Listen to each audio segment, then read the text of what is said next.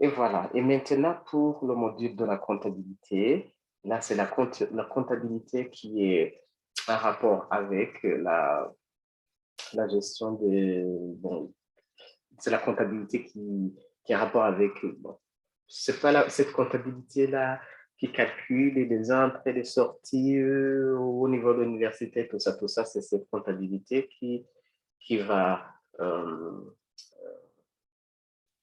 permettre d'enregistrer, de suivre et de savoir si l'étudiant tel et tel s'est acquitté de ça ou ça en fonction de ce qu'il doit faire. Et donc, de la même façon, j'ai le droit d'y accéder et voilà. Donc, nous commençons toujours afin de donner quand même une marge de flexibilité aux différentes institutions.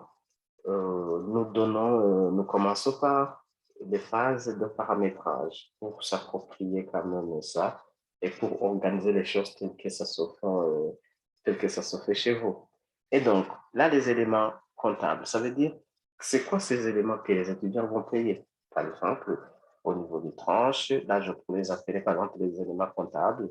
Il s'agira, si je clique ici, par exemple, il y a les frais d'inscription à la première session, les frais d'inscription à la deuxième session. Pour le Minerval, il y a la tranche 1, tranche 2, tranche 3, tranche 4. Et puis pour les documents, il y a attestation de prise d'inscription et puis autres. Je peux aussi ajouter, par exemple, un autre document que j'appelle attestation de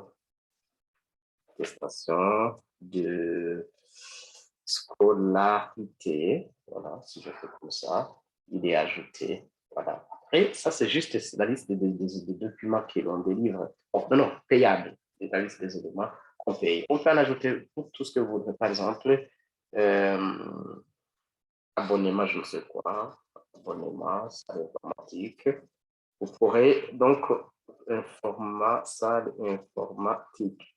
Donc, ceci, ça vous permet de décider tout ce que vous voudrez faire payer aux étudiants. Et puis après, une fois que vous aurez mis ça, vous aurez dire aussi, vous aurez donc précisé les dates, puisqu'après, vous allez quand même vous allez vouloir voir quels sont les mouvements qui ont été opérés sur notre compte, surtout dans la banque, et ainsi de suite. Donc voilà, vous pouvez créer une autre banque, ainsi de suite, et même les comptes. Les comptes, par exemple, ici, au niveau de l'IBD, il y a son compte, et celui-ci, au niveau de BCB, il y a son compte, et celui-ci, au niveau de Banque. Mais tout cela sont juste des éléments qu'on utilise juste dans les tests. Sinon, lorsqu'il s'agira de mettre des données réelles, et là, vous allez effacer ça et mettre des éléments qui sont corrects. Et voilà, ça, c'était juste les paramètres de base. Sinon, maintenant, on va configurer les prix. Les prix, ils peuvent varier d'une année à l'autre. C'est pourquoi, même aussi pour les prix, il va aussi distinguer. Là, vous voyez, il y a les minervales et inscriptions, et puis il y a les documents et autres. Parce que les minervales et inscriptions, il a été remarqué que certaines facultés, par exemple, il, dans certaines facultés, on paye plus que dans les autres. Et du coup, il n'y a pas un prix de Minerval standard pour l'université. Les prix, c'est pour les facultés ou instituts. Donc, du coup, pour paramétrer, je viens ici, je dis par exemple, OK, faculté de droit, je dis que c'est 25 000 pour ça, 20 000 pour ça, 100 000, ainsi de suite. Si vous voulez changer, s'il vous plaît. Donc, voilà, nous avons cette. Voilà, je change et OK. Et date butoir. Puisque tous ces éléments qu'on gère ici, c'est pas juste pour faire les records, c'est aussi pour pouvoir les utiliser plus tard. Bientôt, on va programmer les examens. Alors, si on a dit que la date butoir de paiement de deuxième tranche, c'est le 18 février 2022 et qu'il y a un examen qui est prévu, donc, pour chaque examen qui est prévu, on va cocher la tranche qui devra être versée pour passer cet examen. Alors, bon, là, à cocher, on peut même ne pas le faire parce que la date butoir est là. Donc, pour pouvoir faire cet examen, il va y avoir une liaison entre la date butoir et la date de programmation de l'examen. Et les étudiants, ceux des étudiants qui sont en ordre pourront pouvoir avoir le droit de faire l'examen. L'autre élément, si je le dis aussi ici, qui vont pouvoir freiner ou empêcher les étudiants de passer les examens, c'est les taux de présence en classe. Et en réalité, donc, dans la plupart des universités, et même je pense que c'est presque partout, l'étudiant, pour avoir le droit de passer l'examen, il doit avoir, il doit s'être présenté au moins 2 tiers. Et du coup, nous avons prévu une solution qui va permettre d'enregistrer les présences. Là, nous avons une version mobile de cette application où le délégué va scanner les étudiants, les cartes des étudiants qui sont en classe ce jour-là. Et puis à la fin, qu'est-ce qu'on va voir? On va voir que le délégué va dire, à la fin, il va dire, OK, on a 55 étudiants qui sont présents. Et l'enseignant, lui, ce qu'il va pouvoir, il va juste se compter, ah, ok, c'est 55, très bien. Ces scans-là, avec les QR-codes, ils font directement dans la base de données pour dire, ok, cet étudiant est présent, cet étudiant est présent. Et puis, lorsqu'il arrive le moment de passer l'examen, le cumul se fait, le cumul des heures de présence en classe se fait, et une moyenne et un pourcentage par rapport au temps maximal que l'étudiant devrait se retrouver en classe, c'est se fait, et ouf, donc à la fois la comptabilité et les présences en classe. Donc, compter sur nous, on a pu se rapprocher de la réalité. Et voilà, ça c'est côté fixation des prix pour les Minerval et les frais d'inscription, par exemple au niveau de sciences et technologies, vous voyez que ça change. Sciences économiques, si ce n'est pas encore configuré, je peux le faire. Je dis par exemple qu'on demande 15 000, et la date de départ, c'est la semaine prochaine, c'est parti. Et puis là aussi, c'est 15 000. Là, comme je ne sais pas quand est-ce que la deuxième session va avoir lieu, on peut juste la positionner trop tard, un peu plus tard. Donc, voilà, ça, on va dire, c'est 90 000. Et ça, c'est le 3. Et puis l'autre, ça va être 90 000. 90 000, ça va être notre mois, quelque chose comme ça. Bon, dans tous les cas, ce que je suis en train de faire, c'est juste pour vous montrer que vous aurez la possibilité de personnaliser toutes ces choses. Et voilà, je mets ici par exemple. OK, et enfin, là, donc ça c'est 3 fois 270. Supposons que le Minerval est de 350 000, et donc là, ça reste 80 000. Voilà, 80 000 qui va être donné, quelque part ici. Voilà, c'est parti. Là, on vient de finir les prix de Minerval, et comme vous le voyez, j'ai fait ça par rapport à chacun des facultés et départements. Et cela va être pris en compte, bien sûr, lors du paiement. Et puis, les documents et autres. Par exemple, au niveau de 2021, les éléments dont on dispose qui ne font pas partie à la fois des frais d'inscription et de Minerval, c'est l'attestation de prise d'inscription, les frais de bibliothèque, attestation de scolarité et abonnement à salle informatique. Si vous voulez vérifier, ils sont là. Donc, vous les voyez ici. Vous voyez ici. Donc, voilà. Là aussi, nous avons la possibilité de configurer tout ça. Et là, je peux dire que les frais de bibliothèque, c'est 10 000. Donc, là aussi, je souligne, ceci peut ne pas exister chez vous. Ça, c'est juste donc, pour montrer que, vous savez, c'est flexible. Vous pouvez ajouter des choses, vous pouvez soustraire des choses, vous pouvez personnaliser la gestion d'une année académique par rapport à une autre. Donc, voilà, vous êtes... Voilà, donc, OK. Et je peux dire que ça, l'informatique, c'est 15 000, bon, 10 000. Bon, ça, c'est juste, je le dis, c'est juste pour impulser la vie notre année, ça allait venir, et puis on allait paramétrer les prix, puisque les prix peuvent changer d'une année à l'autre. Alors, maintenant qu'on a déjà créé tout ça, les tranches, les banques, les comptes, et qu'on a configuré les prix à payer pour chaque faculté, pour les autres documents, on peut procéder, on peut passer euh, à la perception de cet argent-là. Alors, je vais paiement, donc le paiement, je dis voilà, campus Saint-Michel, donc cette année-là, faculté de droit, et OK, voilà, droit, bac un soir, par exemple, je regarde l'étudiant qui s'appelle, voilà. Et puis, je peux directement voir, je peux voir qu'il a il a deux paiements qui sont là. Donc, au T1, voilà, inscription à deuxième session. Si vous voulez bien, je peux supprimer ça. Voilà, voilà. Je peux choisir le banque, compte, et dire, par exemple, inscription première session, le montant attendu.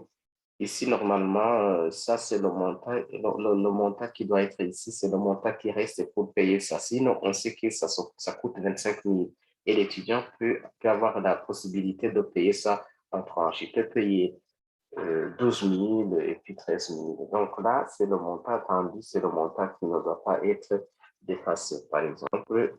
Mais comme il n'y a pas eu de paiement, donc là, je veux dire, voilà, je paye 25 000. La date de paiement, c'est la date qui est enregistrée sur le bordereau de versement. Et voilà, au niveau de la banque. Donc, je dis c'était le 10. Et le bordereau de versement, ici, avant de l'attacher, je vais attacher immédiatement le bordereau de versement et le numéro. Mais dans la suite, ce que je vais faire, donc juste un peu après, je vais enlever cette partie. Donc, je vais enlever cette partie. Le bordereau, je vais l'attacher de façon facultative, puisque lors de, voilà, par exemple, donc je viens d'attacher le bordereau, je dis 25, voilà, voilà, ça c'est le numéro de bordereau, donc, et j'enregistre. En faisant cela, vous allez voir que le bordereau, son numéro c'est ça, il a été payé à ce jour, et aussi je peux le visualiser. L'avantage c'est que même dans 5 ans, même dans 10 ans, vous viendrez et vous pourrez visualiser. Il suffit juste de choisir la bonne année et vous verrez les paiements qui ont été faits. Et pour chaque paiement, le justificatif qui est le bordereau, il est là.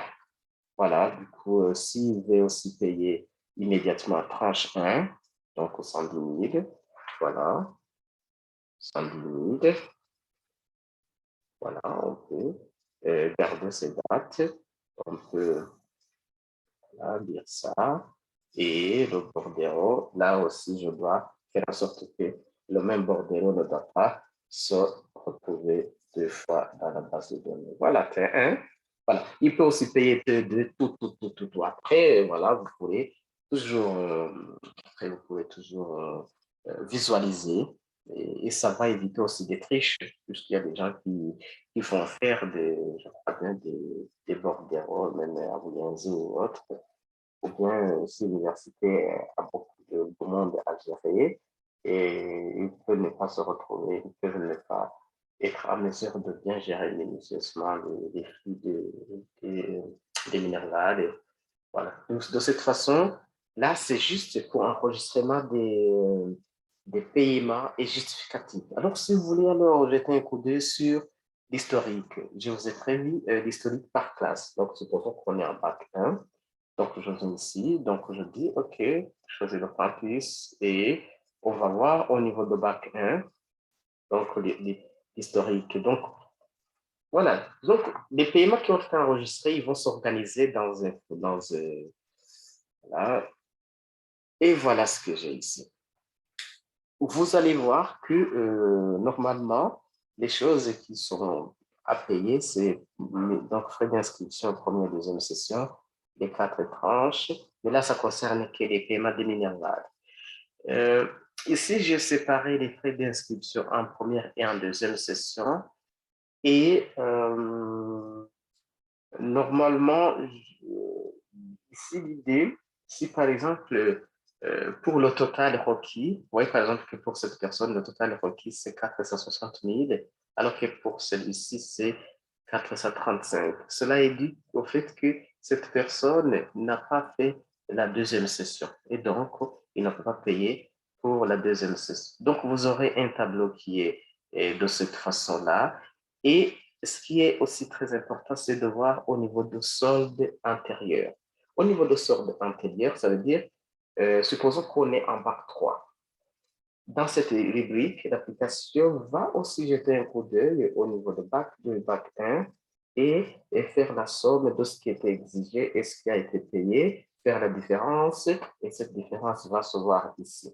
Donc, d'ici jusqu'ici, nous allons voir la situation actuelle et ici, on va voir la solde antérieure qui pourra être négative ou nulle ou pourquoi pas positive. Alors, si vous voulez voir en détail ce qui s'est passé pour cet étudiant, par exemple, supposons qu'il a une dette de moins 500 000, par exemple, vous allez ici voir l'historique par étudiant. Cela va afficher les détails au niveau de chaque année académique, par exemple, bac 1, c'était 2018-2019, paiement de ceci, cela, dépenses, il a resté ça et ça.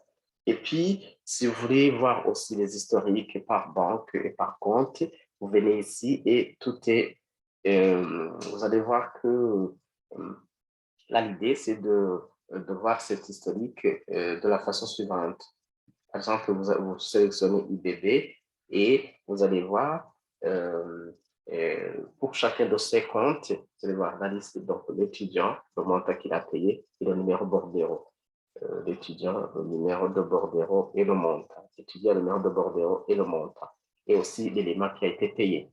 Et si vous voulez aussi, vous pouvez voir l'historique par rapport aux inscriptions, par rapport au paiement de première tranche, et ainsi de suite, et ainsi de suite. Et puis, là, pour les commandes des documents, ici, on est dans la comptabilité. Normalement, lorsque les documents à commander sont payables, l'étudiant se trouvera dans son portail, il va commander un document, il va attacher les justificatifs de paiement, donc le bordereau, et sa demande va tomber ici. Ici, et aussi au niveau de la comptabilité, ils vont vérifier et valider. Alors, si cela est validé, l'étudiant pourra, donc au niveau de la service, donc cette information va s'actualiser au niveau de service de gestion des étudiants et l'étudiant pourra passer, prendre son document ici. Donc, il a fait la commande se trouvant ici. Cette commande a été étudiée pour vérifier si côté comptabilité ça marche et si tout va bien, il va prendre son document ici. Donc voilà, c'est ça. Et puis le tout dernier module que je peux vous montrer pour le moment, c'est le module du portail des étudiants. Donc je vais switcher, comme ça on regarde ça ensemble.